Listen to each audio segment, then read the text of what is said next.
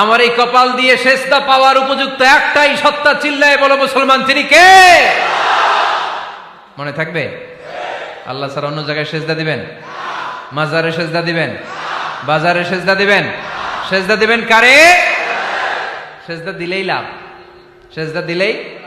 তাহলে কোরআন আমাদেরকে শেখালো ওয়াসজুদ ওয়াক্তারিব, prostrate and be closer to me. তোমরা না আল্লাহর কাছে যেতে চাও? তোমরা না আল্লাহর নৈকট্য প্রাপ্ত বান্দা হতে চাও? তোমরা না আল্লাহর কাছের মাহবুব পেয়ারা বান্দা হতে চাও? তাহলে সেজদায় লুটিয়ে পড়ো, সেজদায় লুটিয়ে পড়ো। আল্লাহ তাআলা তোমাদেরকে কাছে টেনে নেবে। আওয়াজ তুলে বলেন ঠিক কিনা? মুসা আলাইহিস সালাম ফেরাউনের সামনে যেয়ে দাঁড়ালেন।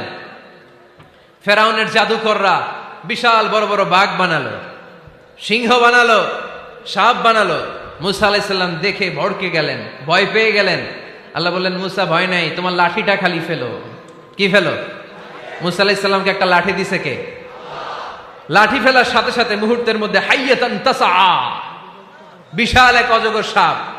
এই বিশাল অজগর সাপ ফেরাউনের জাদুকরদের বানানো সব ভাগ, ভাল্লুক, সিংহ আর সাপগুলো রেখে বিশাল ফানা ধরে আছে।